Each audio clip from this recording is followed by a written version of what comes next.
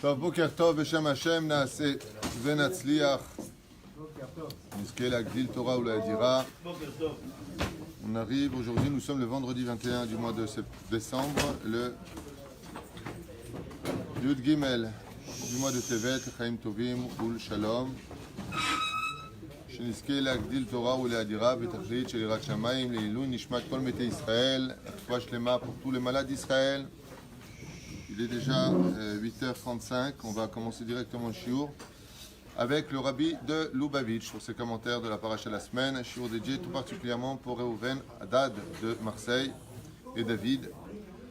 toute sa famille, Be'ezrat Hashem, Zchut HaRabbi Milubavitch, Tagen Aleinu Ve'alechem, Lechaim Tovim Ul Shalom, Amen. Voilà. אז נראה קצת ביחד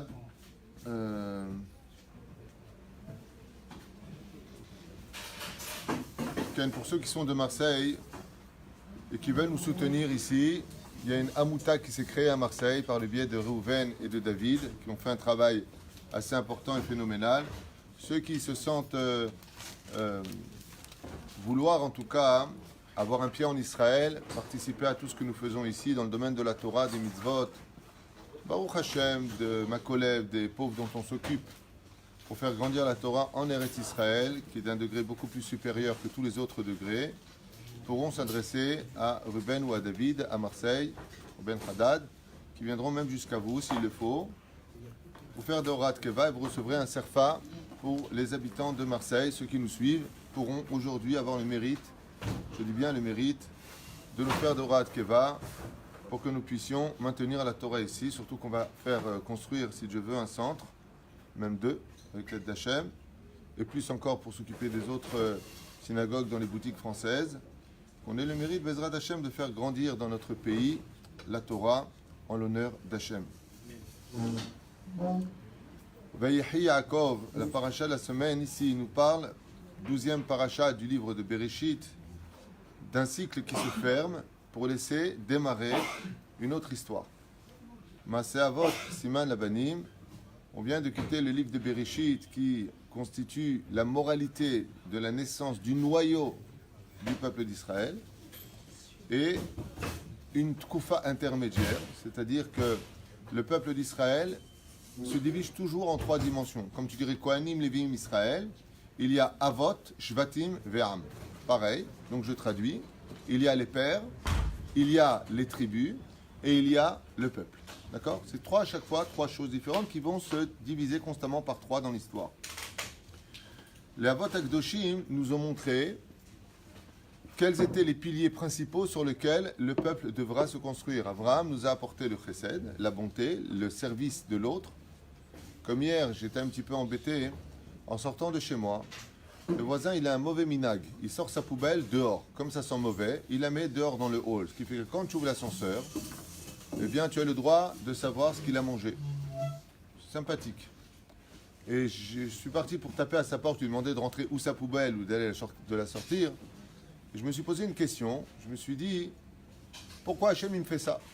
Pourquoi Hachem il fait en sorte que quand j'ouvre l'ascenseur, je suis obligé de sentir les couches de leur bébé ? Lama. Au lieu de taper à la porte, j'ai pris le sac poubelle, je suis parti le rejeter. Avec le sourire. Parce que quand j'ai réfléchi, je dis, attends, ça te dérange, Ken ? Azmazé Abatrina, que je veux descendre ta poubelle, il faut que Vod Torah. J'ai pris leur poubelle et je suis parti la descendre. Zéfri Ali. J'aurais voulu qu'ils me disent, c'est vous qui avez descendu la poubelle ? Eh ben même pas. Non, mais il va comprendre que maintenant, si elle n'est pas là, c'est toi qui l'as fait. Non, les gens, ils sont pas comme ça. Ils disent, tu te rends compte, notre voisin, il nous descend la poubelle. Il m'a volé la poubelle. Il m'a volé la poubelle. Non, Aval Behemet, ça s'appelle Avatrinam. Moi, j'ai considéré que j'avais une mitzvah dans le ciel qui s'appelait Avatrinam. Est-ce que tu serais prêt à descendre quelque chose qui est Bédine de ton côté pour pouvoir faire mitzvah de Avatrinam. Je me suis posé la question pourquoi Dieu me mettait dans cette situation. J'en ai compris qu'il m'avait proposé une mitzvah de Avatrinam. C'est ce que j'ai fait. Kacha Advarim, mais il faut l'homme mais Avraham Avinu. Abraham Avinu n'attendait pas qu'on lui rende service ou que la justice soit faite. Il faisait du chesed avec les gens qui soient Avodah Zara ou pas. Yitzhak nous a appris la rigueur, la halacha, la tfila, comment se comporter. Yaakov nous a appris deux choses. L'étude de la Torah prime au-dessus de toutes les autres mitzvot et relever la matière à l'état spirituel, c'est Yaakov quand il a travaillé chez Lavan. Maintenant que nous avons vécu cela, vient la paracha et nous parle de Vayechi Yaakov, et il y a beaucoup de choses à dire dans ce domaine, comme c'est marqué entre autres dans Masechet Nedarim, Bedaf Kaftet Amudbet, où là-bas on nous dit que quand tu viens visiter un malade et que tu es du même mazal, Bezrat Hashem, alors tu lui retires 1/60 de sa maladie. Ce qui fait que si tu veux guérir une personne, selon la Gemara, le Nedarim, il suffirait de trouver 60 personnes qui sont nées dans le même mois que lui pour lui retirer complètement sa maladie. Et c'est marqué où? C'est marqué dans la Torah. Qui peut me dire où? Bon, on n'est pas dans le jeu Arsinaï. Mais ce serait intéressant de savoir où est-ce que c'est marqué dans la Torah que quand on est malade, il y a 60 paliers de maladie, et que quand tu emmènes une personne qui est... Non, dans la Torah. Écoutez d'abord les questions. Quand Jacob quand il a fait son père malade, il est venu. En hébreu, où est-ce que c'est marqué? Quand Chirac est allé voir. Bon, on n'a pas le temps. Quand Chirac est parti voir... Quel rapport avec Chirac qui a été couché? Top. Il y a marqué Hine, c'est He Nun He, 60. C'est les 60 degrés. Et après, il y a marqué c'est levé Yaakov Ha'alamita. Amita, c'est 60, c'est 59. De là, tu prends Hine, il était aux 60 paliers de la maladie, 100%. Est venu un qui, Yosef, qui était du même signe astral que lui, il lui a retiré 1/60. Amita, c'est Gematria, 59. C'est marqué là-bas en allusion. Juste comme ça. Derech Hagav, dans l'application Rav Twitou, si vous la descendez sur vos portables, eh bien, vous avez l'opportunité de voir là-bas directement, c'est parfaitement trié aussi, c'est comme le site Torah Traim, Bezrat Hashem, de voir, il y a déjà plein de shurim qu'on a vu sur la paracha de la semaine. Là, on attaque le rabbi, et comment je sais qu'on n'a pas fait le rabbi sur cette paracha, il n'y a pas de crayon, il n'y a pas de kavim, il n'y a pas d'écriture, donc c'est sûr qu'on n'a pas fait. Sans plus tarder, Ruben, c'est pour toi ce chiot.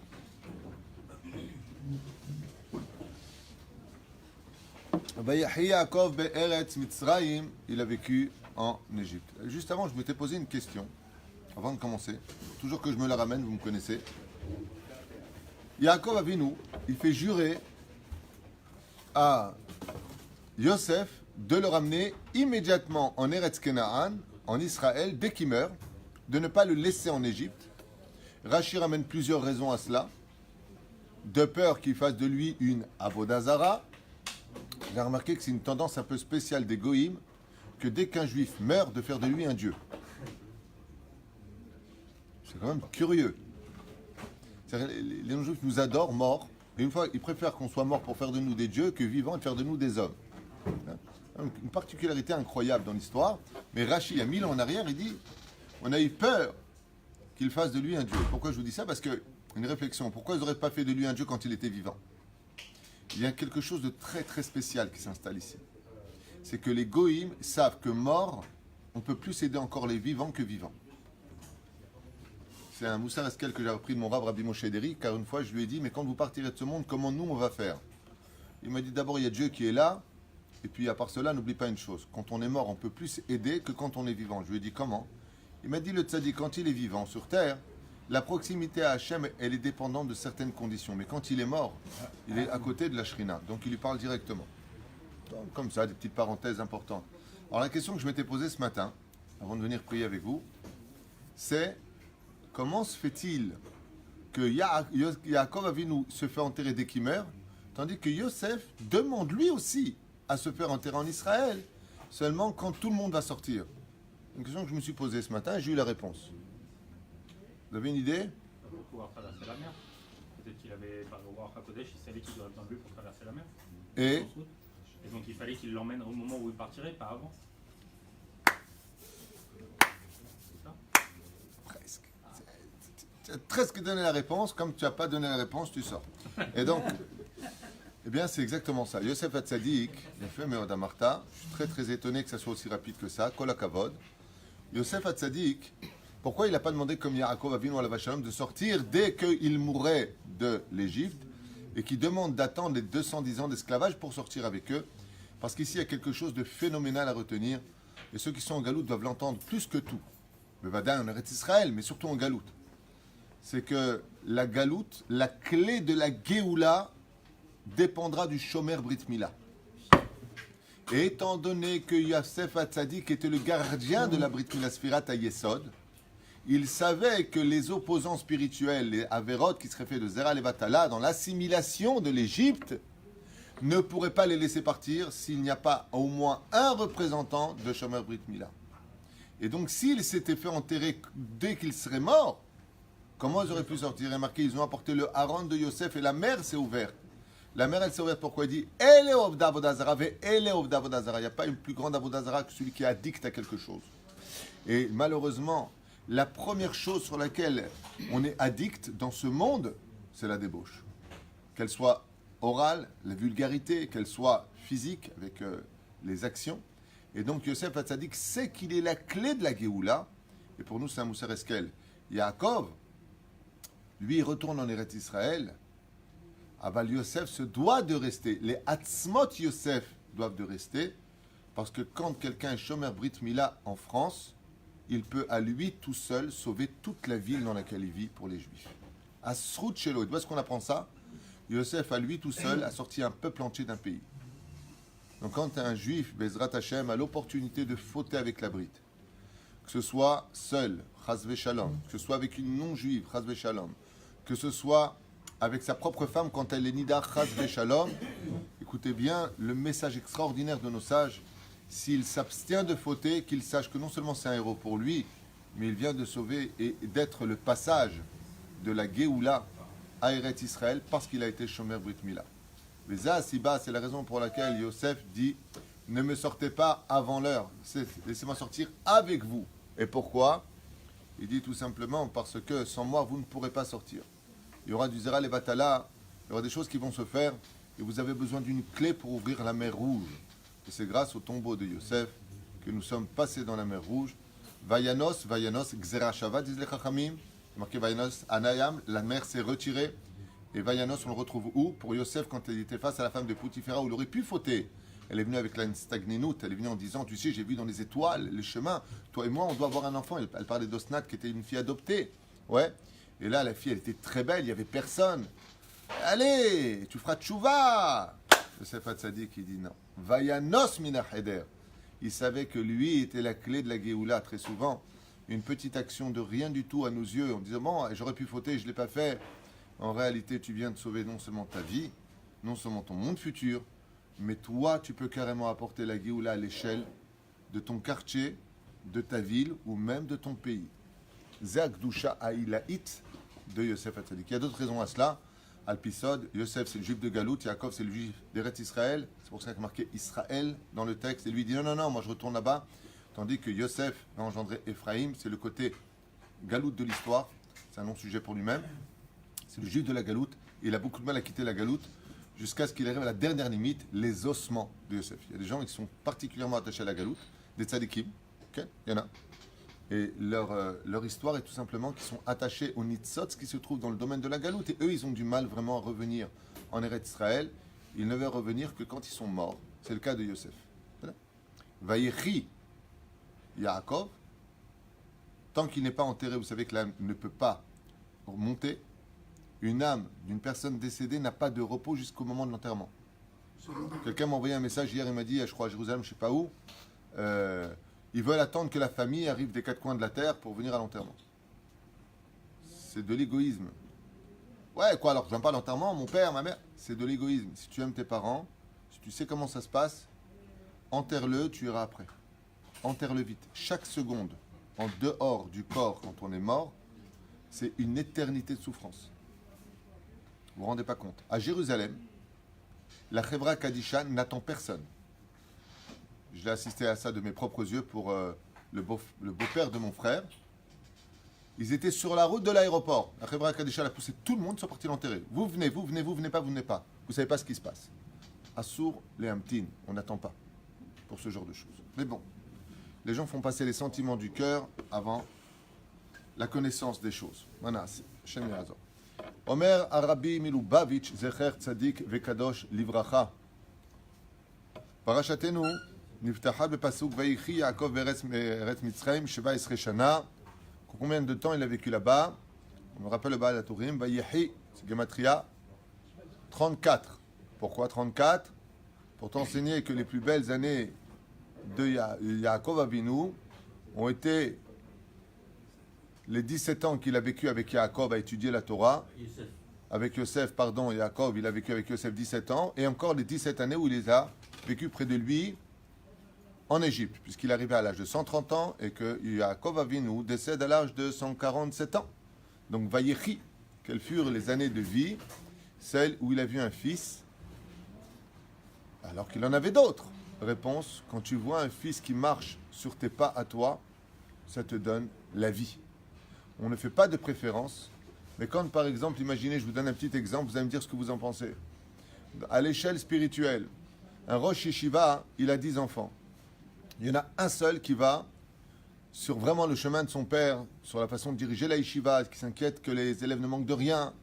Il est plus digne que les autres de prendre les rênes après la mort du père. De qui va être le plus proche, le père, de façon naturelle? Celui qui perpétue son œuvre. Toujours.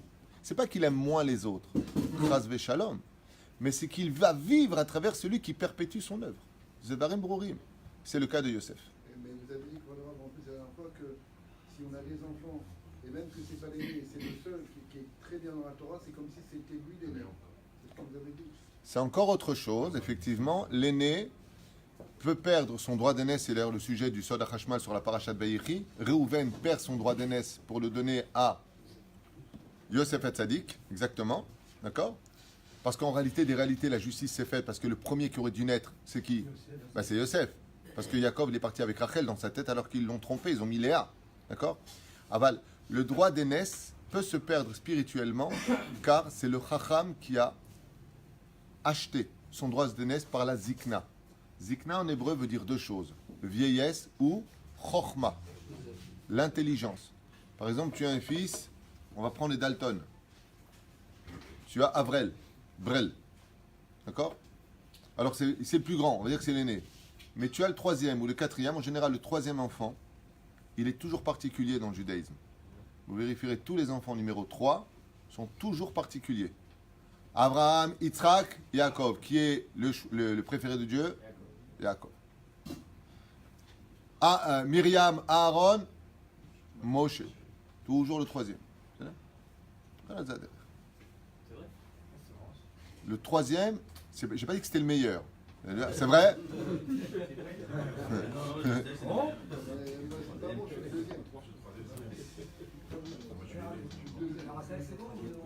Demande à ta mère, ça a peut-être fait une fausse couche, c'est pas possible. Non, c'était le troisième. Ah ouais. Il va danser dehors maintenant. Je suis le troisième.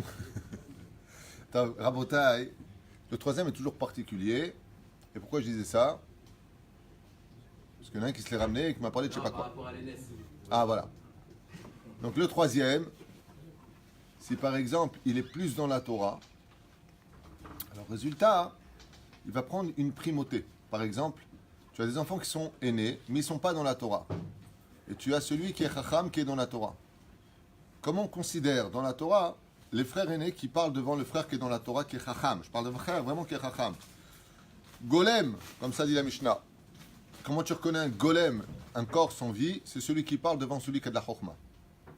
Celui qui fait de lui, Bezrat Hashem, l'aîné, ce n'est pas celui qui est né le premier. Au niveau des halachot, c'est différent. Je parle au niveau de la vie en elle-même. Je vais donner un exemple. Des fois, il arrive que l'aîné est moins responsable que le cadet. À qui tu vas laisser les clés de ton magasin? Au cadet, parce qu'il est plus responsable. L'autre, il est tête en l'air. C'est pas de sa faute. C'est pas une critique. C'est un état de fait. Tout le monde le fera. Moi, je connais quelqu'un, il prête sa voiture à son fils qui est le dernier, mais il la prête pas au Bechor. Pourquoi le Bechor? Qu'est-ce qu'il fait? Il la gare partout, il n'en a rien à faire.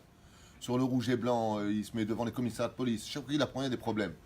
Le dernier, il fait hyper attention à tout. Il remet les clés exactement à leur place. L'autre, à chaque fois, il ne sait pas où chercher ses clés. Ah ouais, pourquoi je comprends pas? Je suis le Bechor. Ben, comporte-toi comme un Bechor.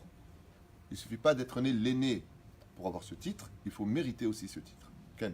Dans le cas de Yaakov, c'est un peu dur à comprendre quand même. Parce qu'on parle de Yehuda, quand même, en réalité, on parle de Lévi avec Yehuda. C'est pas des enfants, il a des enfants, c'est des wow, c'est des. Alors ça, c'est un sujet peut-être que je développerai demain pendant le Shabbat. Le tafki de chaque tribu. Je donne un exemple. Qui est le plus important, le roi ou le peuple? C'était le peuple? C'est pas le peuple, c'est pas le roi. Tout le peuple. Le roi. Un roi sans peuple, c'est rien. Ah bah oui, Oui, les Le deux. roi. s'il n'y a pas de Bon, la réponse est simple. Les deux. Dans les hiérarchies, le roi est au-dessus du peuple. Mais un roi sans peuple, c'est pas un roi. Et un peuple sans roi, c'est un peuple sans tête. Bah oui. Donc, qui est le meilleur? Le roi. Les deux. Chacun à son poste. Réhouven n'est pas moins important que Yehuda. Seulement, ils sont à son poste. Je donne un exemple. Le mec, il vient, il lui dit, on va te couper une main, laquelle? Tu es fou ou quoi? Ne me touche pas mes mains. Il dit, bah, la gauche, tu t'en sers pas beaucoup. Ben, elle a quand même sa place. Tu comprends ce que je veux te dire? Ce n'est pas dans l'échelle de la vie, quand tu es le Bechor ou quand tu es le dernier, quand tu es le patron ou tu es l'ouvrier. Il n'y a pas un qui est au-dessus de l'autre. Il y a un qui a une responsabilité vitale là où il est. C'est ça. Un pauvre ne vaut pas moins qu'un riche. Parce que s'il n'y avait pas le pauvre, le riche ne pourrait pas racheter ses fautes par la tzedaka. Comme ça dit la Gemara. Ce qui fait que qui sauve la vie à qui? C'est les pauvres qui sauvent la vie aux riches, dit la Gemara. C'est celui qui n'a rien qui va donner vie à celui qui a tout. Lama. Parce que là où il est, il réavive celui qui est au-dessus de lui. C'est comme les rameurs. Les pauvres sont en train de ramer dans ce monde. Et les riches sont ceux qui ont les beaux chapeaux avec les plumes sur la galère, le cas de le dire. Ce sont grâce à ceux qui sont en dessous qui rament, qui font avancer le bateau. Et pourtant, quand on est sur le pont, on a l'impression que ce sont eux qui font avancer le monde. Ce qui compte dans ce monde, ce n'est pas d'être en haut ou en bas. C'est de bien remplir ses fonctions là où Dieu nous a mis. Si on a compris ça, on a tout compris. C'est ça. Parachatenu Omer Kacha. Donc, arrêtez avec vos questions là. Il faudrait peut-être faire au moins un mamar du rabbi. Y a-t-il que ouais, mais saoulé. Ouais. Zot ba'al haturim shishnotav hatovot biyoter shel Yaakov Avinu hayu 17 hashanim shechai b'Mitzrayim. Alors il y a ici une petite parenthèse qui fait rire déjà Asher. Rabbi Asher Ayakar, il dit Nafshi, c'est que les meilleures années de Yaakov, c'est quand il était à Paris, en Galoute. Vous avez vu la Tourim, il était en Galoute, il a kiffé sa race, il était bien et tout, tu vois. Il est venu en Israël, oh, la famine, ça va pas, il y a pas ça, il est dur. Oh, c'est incroyable. L'histoire se répète. כאשר האדמו"ר בעל צמח צדק, זכר צדיק וקדוש לברכה לצמח צדק, היה ילד ולמד פירוש זה, חזר הביתה ושאל זאת סבו. Qu'est-ce qu'il a fait? Quand il a étudié ça, le tzemach tzedek, il est parti voir son grand-père, le Rabbeinu Hazaken, Rabbi Shneur Zalman, le Baal Atanya Miledi. Qu'est-ce qu'il lui a dit? איך ייתכן ששנות חייו הטובות ביותר של יעקב אבינו, בחיר האבות, היו במצרים? Comment c'est possible? Vous savez avec quoi a été comparé l'Égypte? La Gemara Masechet Ketubot Kuf Yud Aleph Amud Aleph, c'est comparé au Gan Eden. Ouais. Ça veut dire que la culture, la magnificence du pays d'Égypte était incomparable. C'était la métropole culturelle la plus avancée de l'époque. Ça fait partie des 7 merveilles du monde. L'Égypte était extrêmement belle. C'est un pays qui est très spécial, puisque Rachid nous dit qu'il n'y a pratiquement... comment c'est marqué là-bas? Kshamim lo yurdim tadir. Ça veut dire il est rare de voir de la pluie tomber. C'est pas que c'est impossible, mais il est rare de voir de la pluie tomber en Égypte. Tadir, c'est... il y a les saisons. Pourquoi? Parce que le Nil en lui-même fait partie des 4 fleuves de l'histoire qui ont une particularité. Hein? S'il Il tout le pays. il irrigue tout le pays. Tu voulais te la ramener, ça y est, t'as trouvé ton mot à dire, c'est bon. Le mec qui m'interrompt pour me dire il irrigue tout le pays. Ça, on le sait. Il a dit il n'y a pas de robinet. Ça te dicte, ça te dicte. Il a dit il n'y a pas de robinet là-bas. Top. Alors il lui a dit comment se fait-il? Pourquoi? Parce que comme je l'ai étudié hier, mamash, la galoute, les chachamim ils disent que c'est un onesh, c'est une punition. Ce n'est pas un cadeau. La galoute, c'est considéré mamash qu'est onesh. Comme le dit la Mishnah, à cause de 4 fautes, je vous enverrai en punition ou en galoute. Maintenant que Dieu ait ses plans pour récupérer les nitzotzot, récupérer les guérim, ça c'est derech hagav. Aval la galoute, c'est considéré vraiment comme le comment il s'appelle, le Rabbi Haim Ben Attar, le Rahaim, comme il dit, quelqu'un qui a fait de graves fautes, c'est la galoute.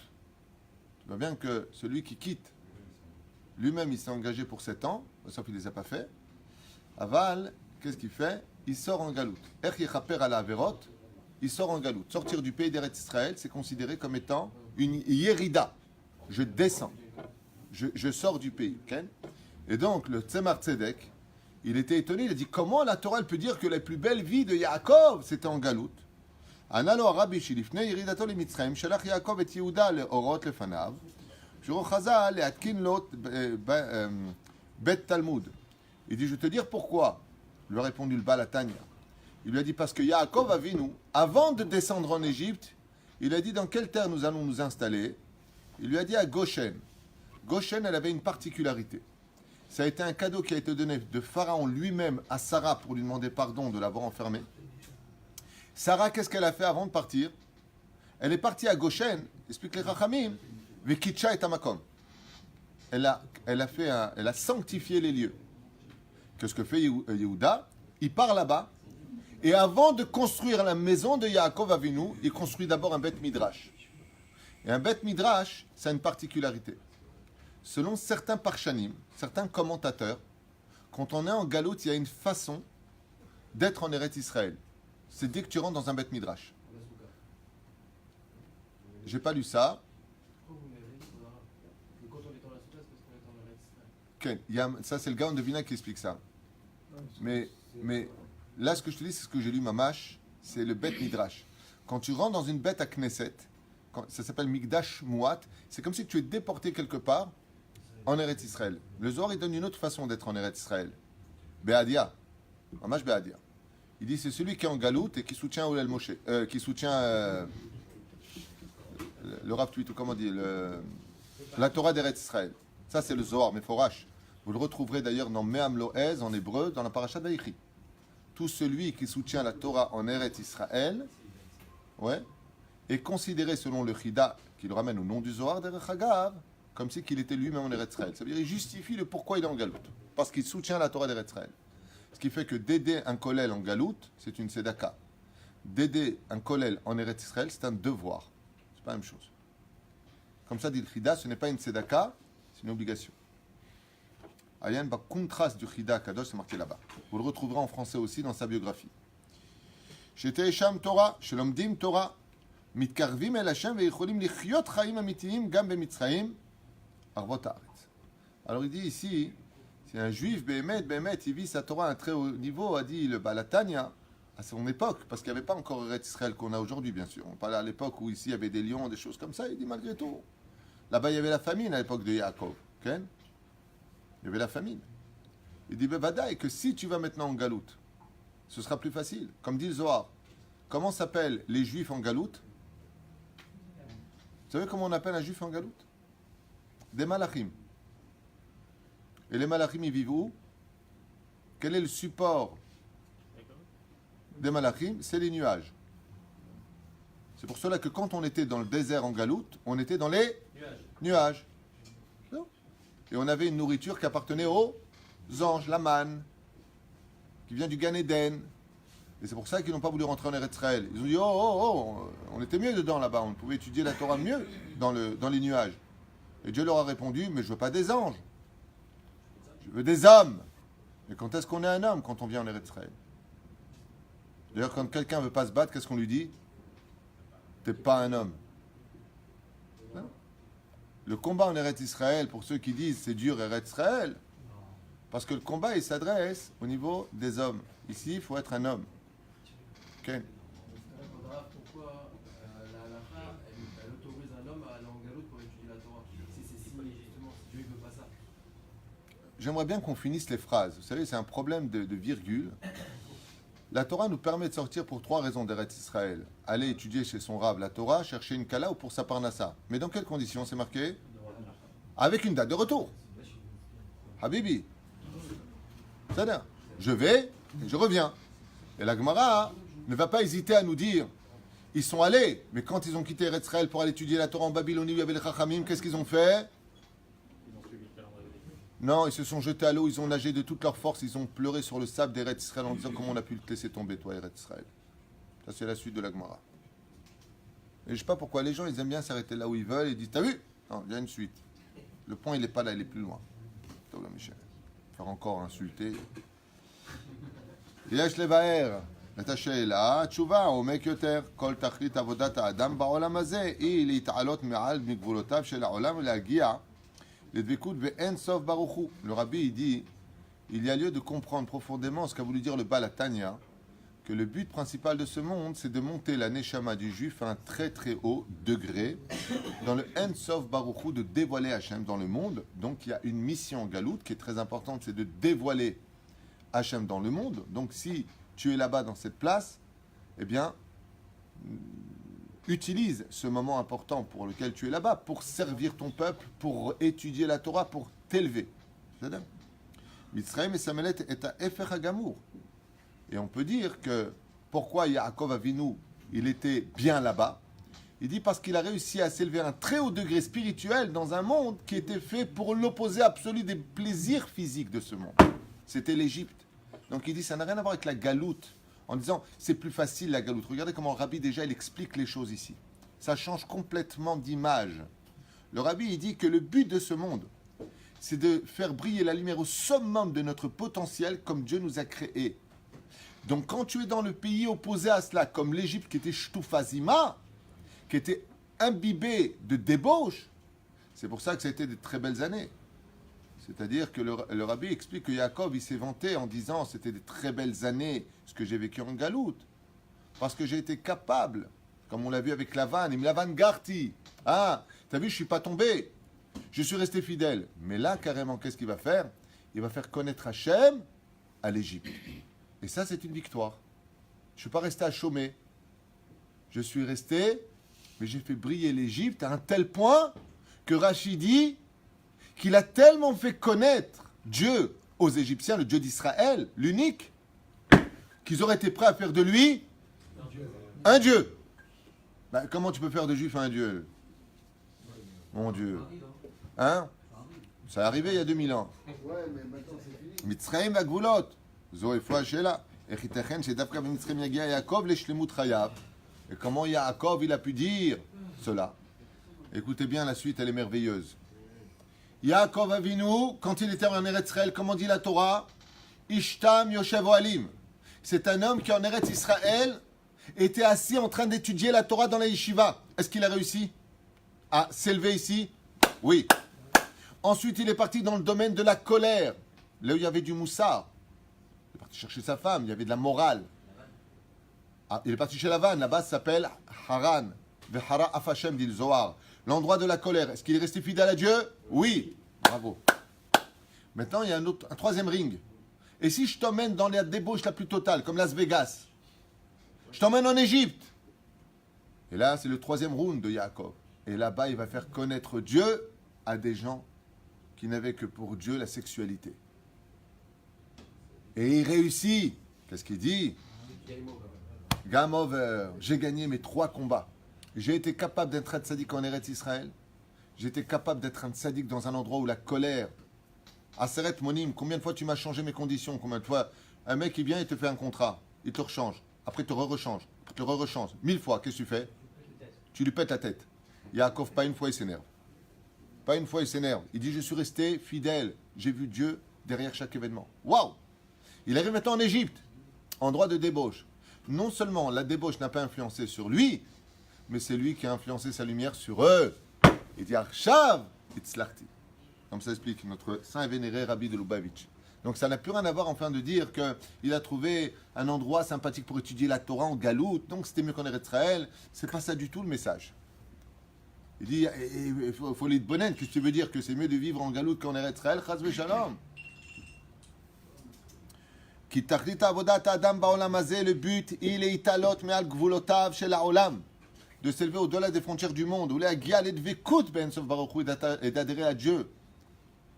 Mitzrayim et Samelet étaient à Efer HaGamour, tandis que l'Égypte représentait l'opposé total, de s'enfoncer dans la clipa.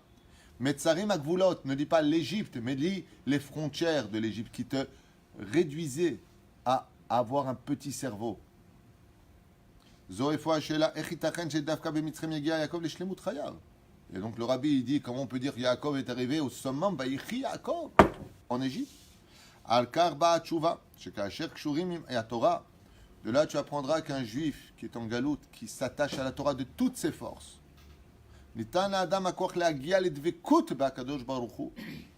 Et bien entendu, comme l'enseigne la chassidoute qui fait de la hitbodedout, vous savez qu'il est impératif de parler tous les jours avec Dieu comme un fils qui parle avec son père, tous les jours, dans la voiture. Aujourd'hui, t'inquiète pas, on ne te prendra pas pour un fou, il y a les portables qui se mettent dans l'oreille. Tu vois plein de gens qui parlent dans la rue tout seuls, non, ils ont un petit truc comme Spock, ils parlent avec des gens. Même là-bas, שכן התורה בהיותה משרשת הקדוש ברוך הוא, מושרת, סליחה, והקדוש ברוך הוא בכבודו בעצמו, car même הקדוש ברוך הוא remplit la galoute de son כבוד. יש בה כוח אין סופי בלתי מוגבל, ולכן היא גוברת על כל המגבלות של מצרים, עד שיש בכוחה לפעול, ודווקא במצרים יגיע יהודי לשלמות העליונה ביותר. Il est évident que quand tu vas vivre dans un endroit où la clipa est le Dieu principal et que tu arrives à briser cette clipa et de faire vivre la lumière, tu atteins un summum de shlemut. Et pourquoi? Il dit parce que malgré tout, Eretz Israël a été fait spécialement pourquoi? Pour y étudier la Torah et pour construire un pays pour Dieu. Et on y arrive grâce à Dieu. Grâce à Dieu, il n'y a pas un endroit où il n'y a pas de la Torah. Nos appartements coûtent plus cher qu'en France aujourd'hui. Baruch Hashem, il y a de tout en Israël. Vous allez au supermarché, vos yeux ils s'écarquillent tellement. Il y a des kilomètres de yaourts, des kilomètres de fruits magnifiques. On manque de rien. On a juste un peu plus d'oseille. Arrêtez de vous plaindre. Vous avez tous le bide dehors un coup. Tu sais, le mec, il est tout maigre. Il fait 30 kilos. Il dit ça, je comprends. Quand le hadith me regarde comme ça, il dit ouais, plus d'oseille. Faites un régime, faites. Je vais sur le parking. Chacun, il a une voiture. Je vais chez vous à la maison, Bliaïnara, tout le frigidaire il est plein. De quoi vous vous plaignez? Tout le temps en train de... Vous voulez aller vivre à Saint-Denis? Bon alors, Cheket. Tu vas aller vivre à la Canebière? Territoire occupé, hein?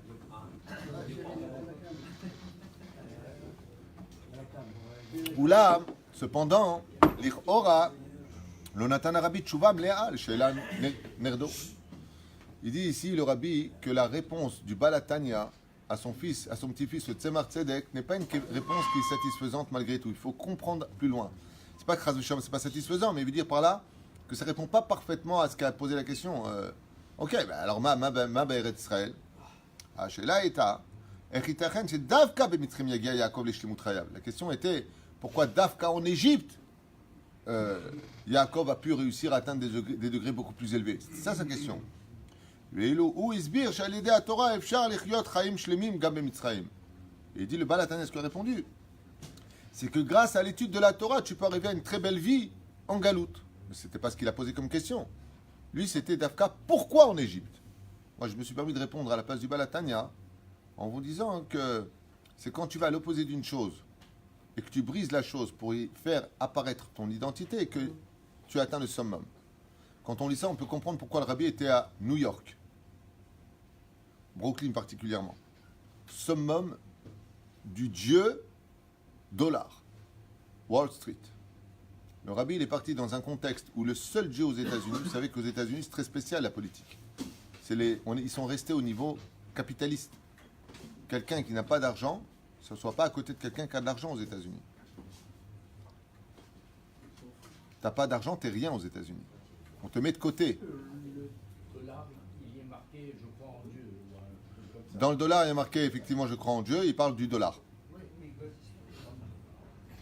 Le dollar, c'est Dieu lui-même. Gematria Amalek. Top. Ben voilà, la réponse que je vous ai donnée. Allô? Je vais te la ramener, écoute. La réponse que moi je vous ai apportée, c'est exactement la réponse du Rabbi Lubavitch. Et il le dit plus loin. Aesber ou Sheze kocha shel afichat achoshech leor. La shlemut a été de renverser l'obscurité en lumière. C'est vrai que quand on voit ce qu'a fait le Rabbi Lubavitch à New York, et que pendant toutes ces années du monde entier, les gens allaient à New York pour rencontrer des réponses à éclaircir l'obscurité de nos questions, c'est exactement la même chose. Et ce qu'a voulu dire le Balatania, c'est ce que je vous ai expliqué. D'être capable de descendre au plus profond de l'obscurité. Donc, qui était plus profond que Eretz Israël à cette époque? L'Égypte était l'obscurité absolue. Tellement elle nous aveuglait. De par sa beauté, un peu comme la Grèce. Et de par sa culture, où tout était beau. Ouais. Tout était démoniaque. Vous savez que à cette époque, les démons surveillaient eux-mêmes les frontières de l'Égypte. Vous les voyez dans les hiéroglyphes, vous savez, les dessins en Égypte. Vous voyez des hommes avec des têtes de chiens. Vous avez remarqué ça? Qu'est-ce qui ressemble à un homme et qui a une tête de chien? Réponse, les démons. Parce que vous voyez les hommes chiens. Les chiens n'ont pas aboyé. On ne parle pas de chiens de toutou. On parle des démons qui ont des têtes de chiens. C'est pour ça que vous voyez des hommes avec des têtes de chiens comme ça sur le côté. C'était une représentation des Shindalet. Comme ça dit la Torah, pas les historiens, ce qu'eux ils disent qu'ils se l'avalent pour eux. Je parle de Torah. Chez nous, c'est là. Mi-homme, mi-chien, c'est des démons. Pourquoi on dit qu'ils ont été identifiés après plus tard parce qu'ils n'ont pas voyé lorsqu'ils sont sortis? Parce que si c'était des chiens de la c'était pas vraiment des chiens. Parce que dans la Torah, il y a 4 niveaux qu'on appelle le pardes. Et le premier, c'est le pshat. Pshat, c'est pshat. Ces chiens-là vont être utilisés comme une arme fatale par tous ceux qui seront les ennemis de la Torah. Quand tu prends des gens de la Shoah et que tu leur poses la question qu'est-ce qui faisait le plus sport dans les camps de concentration, ils te disaient c'est les chiens. Les Allemands, Imachemam Vezichram, avaient un jeu particulier, c'était de prendre des enfants juifs sur une distance de 100 mètres, de les laisser courir et de lâcher les bergers allemands dévorer le bébé. Ils adoraient lâcher la laisse pour qu'ils mordent les femmes et leur déchirent les habits. Hachem Ishmor Verachem. ההסבר הוא שזה כוחה של הפיכת החושך לאור, שאז מגיעים ליתרון מיוחד, יתרון האור מן החושך. Et ça, c'est un but en lui-même d'être capable de renverser l'obscurité en lumière. Et quand un juif y arrive, il est arrivé au summum de son potentiel. D'être capable d'être de la lumière là où tout est obscur. יתרונו של האור שבא דווקא מהפיכת החושך לאור כאשר יהודי נשאר דבק בקדוש ברוך הוא בהיותו במצרים. Et דווקא où se trouvait l'Égypte? Dans le summum de la culture la plus obscure. Là où tout marchait selon les mazalotes, les démons, la débauche, le fait de prendre la femme de l'un et de l'autre. Et d'être là-bas, resté fidèle à Dieu, au point de faire tchouva à ceux qui étaient dans l'obscurité. Ça, c'est un combat, par contre, qui fait de l'homme un homme shalem. C'est pour ça que Yaakov en Égypte, tu t'appelais bizarrement comment? Israël. Mais Israël, c'est le Dieu d'Israël. Yaakov, c'est le Dieu de la galoute. Quand tu es en galoute et que tu as réussi à rester fidèle à Hachem, tu as réussi à être une lumière pour les autres, à réaviver la neshama, même des goïms, comme l'avait fait le Rabbi Lubavitch, alors tu es un homme shalem. Vaïvga bamakom, c'est Yerushalem qui vient à 3. Yerushalem. C'est pour ça que les Chachamim disent quand tu vas en Galoute voir un très grand tzaddik, c'est comme si que tu vas au Kotel. J'avais lu un livre comme ça qui disait que, je ne me rappelle plus dans quoi c'était marqué, que d'aller voir un très très très grand tzaddik. Rabbi Nachman le dit d'ailleurs lui-même, celui qui vient à moi, il sort d'Eretz Israël. Il avait marqué dans un coup de trash, je sais pas où j'ai lu ça, que celui qui vient jusqu'à moi c'est Keilou Nimtsa Beretz Israël, un truc comme ça, je ne me rappelle plus. Il dit Eretz Israël, c'est une lumière. C'est Eretz Israël qui est me'alé au train. C'est Eretz Israël qui te fait monter. Celui qui vit en Israël, il équivaut à 613 mitzvot de la Torah. Mais il existe un degré aussi qu'on doit atteindre, et Yaakov a fait les 3 degrés. Eretz Israël, il est resté fidèle à Dieu. Dans les endroits de la colère, Haran, il est resté fidèle à Dieu. Dans le summum de l'obscurité culturelle, il est resté fidèle à Dieu. Yaakov be'eretz Mitzrayim. Comme ça explique le Rabbi. C'est en cela qu'il s'est vanté et qu'on ne vienne pas comprendre que, tu te rends compte, les meilleures années, c'était quoi? C'était quand il était en galoute. Pas du tout. C'est pas du tout le message du Rabbi Lubavitch. Pas du tout. Ça va? Question Henri. Vous expliquez bien. J'explique rien, moi je suis un perroquet. J'ai eu la chance de comprendre la réponse. C'est marrant parce que j'ai pas lu ça avant de vous le lire. La réponse du Balatania moi-même ne m'avait pas satisfait dans le sens où j'avais compris ce qu'il avait marqué. J'ai rien dit, j'ai continué. Sauf le Rabbi dit, il répond pas vraiment, donc j'étais content. La réponse que je vous avais avancée, c'est la réponse qu'il donne. Donc ça veut dire que j'ai une initiata d'Ishmaïa, pas que je suis intelligent, mais que Dieu m'accompagne dans ma lecture. Baruch Hashem. Zachiti. Tchouva beremez. Je finirai avec ça, pour au moins le premier paragraphe. תשובה זו ניתנה לילד ברמז בלבד ולא במפורש. Ceci a été donné en allusion à un enfant, mais pas de façon explicite. Qu'est-ce qu'il veut dire par là? Chacun kasher medubar bereshit achinour. Quand nous commençons l'éducation d'un enfant, en makom l'archov ala fichat rocher leor. On ne cherchera pas à renverser l'obscurité de l'enfant en lumière, parce qu'un enfant, vous savez qu'il est cueilli de serrara et qu'il fait que des bêtises en général. En général, il est égoïste, il est égocentrique, tout lui appartient, il veut, il attend pas, il crie, il pleure. Yelet tsarich la date, shechocher ou davara. Et un enfant doit savoir que l'obscurité, c'est quelque chose qui, à la base, est mauvais. Shetzarich ni malet ni pana, et qui doit s'éloigner de cela. Rak lachar sheu gadal, ou mitgaber. Seulement quand il va grandir et qu'il sera capable d'avoir les moyens de surmonter ses côtés obscurs. Ou l'omed, il va apprendre. Et on peut dire avad, ou va adam le makom sakana, va amad benisayon. Alors il risquerait de se trouver dans un endroit où il y a des risques pour lui de tomber, et il devra tenir sur cette épreuve. Et là, quand cet enfant va être capable, lui qui avait l'habitude de tout prendre, tout est à moi, on va lui apprendre que de voler ce qui ne t'appartient pas, c'est quelque chose de mauvais. Et là, il a l'opportunité, maintenant qu'il a grandi, de comprendre que voler, c'est mauvais. Il peut voler, il ne va pas le faire. Il dit, il va transformer son obscurité en lumière, parce qu'il n'a pas fauté.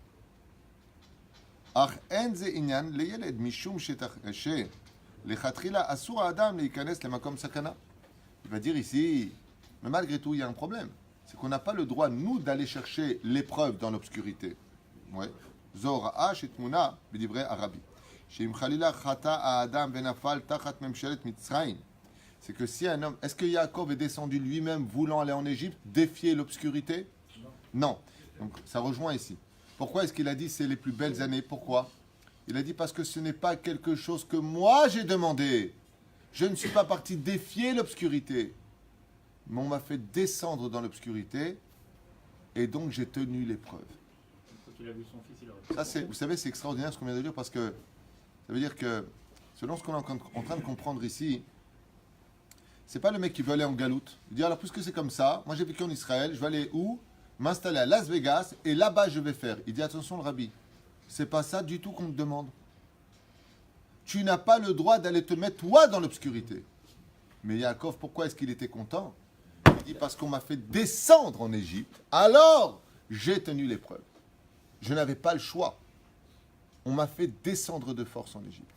Et si tu n'étais pas descendu dans les honneurs, dit le Zohar, c'est enchaîné qu'on t'aurait fait descendre. Il dit maintenant qu'on m'y fait descendre, alors je vais être une lumière. Hello, lomar noesh, alav la amonitan benisyan ve'az etzlech להפוך את מצרים עצמה לאור היגיע ליתרון האור שמביא את הגאולה האמיתית והשלמה. Et c'est si c'est dans ces conditions que tu descendras dans la galoute et que tu respecteras ce chemin-là, de rester fidèle à Dieu, que tu arriveras à la shlemut. Et ça, c'est extraordinaire pour nous, j'insiste énormément. Ce n'est pas un choix de descendre en galoute. Ça veut dire que Yaakov, selon ce qui est marqué ici, il aurait voulu rester en Israël ou descendre en Égypte selon le rabbi? Rester en Israël. Les événements l'ont forcé de descendre en galoute. Alors il a dit, maintenant que Dieu veut que je sois là-bas, je serai une lumière pour Marseille, pour Paris, pour les États-Unis, pour Lyon, là où je me trouverai, puisque les événements m'y mènent à être là-bas, mais mon cœur sera toujours, comme on l'a fait hier pour la choupa d'un grand Mazel Tov pour Michael et Esther, Baruch Hashem, qui se sont mariés, Im eshkachech Yerushalayim, chas v'shalom, je ne t'oublierai jamais Jérusalem, qui est la capitale de tous les cœurs des Juifs dans le monde entier. On n'oublie pas Jérusalem. Et donc ici, on a un très beau Moussar Eskel qui dit que dans les épreuves de nos vies, eh bien, la galoute, si vraiment tu dois y être parce que les événements t'y ont mené à y être, alors fais jaillir la lumière dans l'obscurité en te construisant toi-même, et cela n'est pas suffisant. Il faudra que tu construises les autres. Et comme il le dit ici, il a envoyé Yehuda construire une yeshiva pour devenir le centre de la Torah, mais non pas dans le fait de vouloir s'y installer. La preuve en est où est-ce qu'on voit que Yaakov ne tient pas à rester en Égypte. Mais il dit, dès que j'aurai fini mon tikkun, apparemment c'est la mort qui me séparera de la galoute. Ramenez-moi vite chez moi. Ramenez-moi vite en Eretz Israël. Je ne suis pas un juif de galoute. Je suis un juif d'Israël. Et c'est là que va commencer la première galoute de l'histoire. La première. C'est que pour la première fois, les 12 tribus vont commettre une erreur fatale qui va nous coûter extrêmement cher. C'est que quand nous avons raccompagné à la fin de la paracha de Vaïchi, Yaakov Avinu en Eretz Israël, nous avons commis l'erreur de retourner en Égypte. Bevadai. Où est-ce que c'est marqué qu'on devait être en esclavage en Égypte? Depuis Abraham, tu peux montrer le texte? Tout le monde connaît les mêmes erreurs. Tout le monde dit n'importe quoi. C'est marqué nulle part. Fin de paracha de Lech Lecha. Yadoa teda ki ger yezar acha be'eretz. Et c'est quoi Eretz Lolahem? Où est-ce qu'on voit qu'il y a un pays qui n'est pas encore à nous? Kim ger vetoshav anochi imachem. Eretz Kenan, qui est marqué noir sur blanc juste avant. Je serai un étranger parmi vous.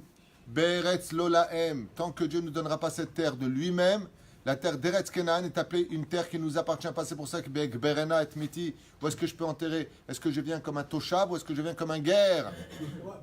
Maran Arav Kouk Zecher Tzadik Kadosh Ibracha, il dit que l'histoire de l'Égypte aurait pu très bien se passer en Eretz Israël.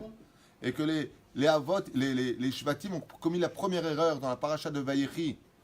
C'est de retourner. Qui leur a dit de le faire? Où est-ce que c'est marqué que c'est en Égypte? Ça, c'est ce qu'on nous a mis dans la tête. Non, il y a marqué ici dans le paracha. Montre. Il y a marqué. Montre. J'aime bien les gens qui montrent. Montre-moi où est-ce que c'est marqué. Rav Kook, il n'a pas trouvé, toi tu as trouvé, je veux voir. Le Rav Kook, il dit que En Davar Kazé, que c'est en Égypte qu'on devait. Que le Harizal explique. Mais dans la Torah, où est-ce que c'est marqué qu'on devait être esclave en Égypte? Yadoa Teda, qui guérit Yezaracha Beretz Lolahem. Veyanu Otam, Yavdu Otam Arba Mochana. Tout comme les Grecs nous ont fait souffrir. Où? C'était dans quelle galoute les Grecs? C'était pas en Grèce, c'était en Eretz Israël. Donc tu vois bien qu'on peut subir avec la Babylonie, pareil, quand il a envoyé les Bouzradan, notre galoute en Eretz Israël.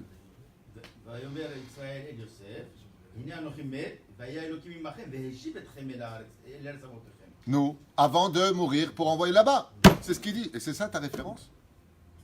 Oui, je comprends. Il est sûr qu'ils vont rester là-bas pour être esclaves. Qui parle?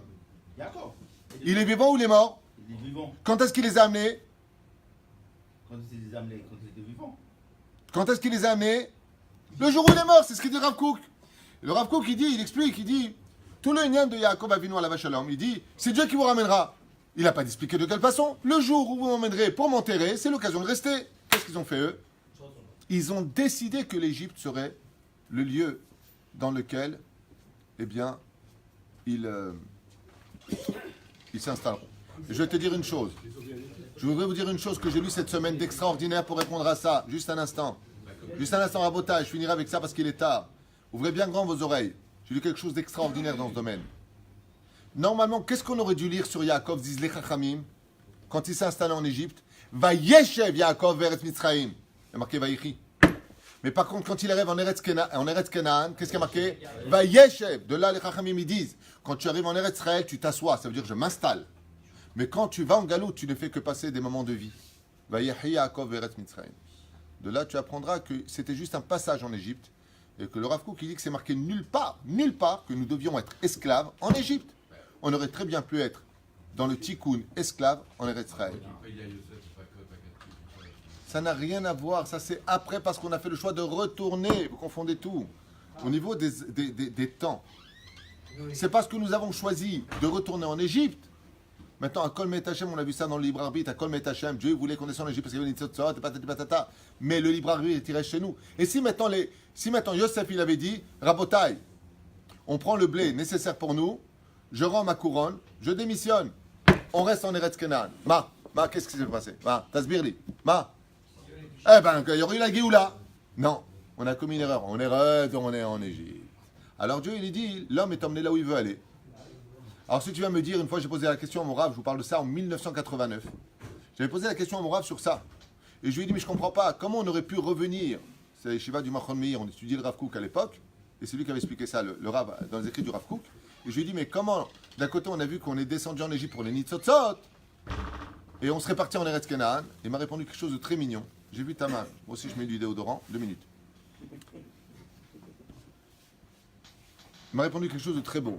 Il m'a dit, si en Égypte, on devait réveiller les Nitzotzot qui étaient dans la boue, en Israël, c'était des soleils qu'on aurait dû réveiller.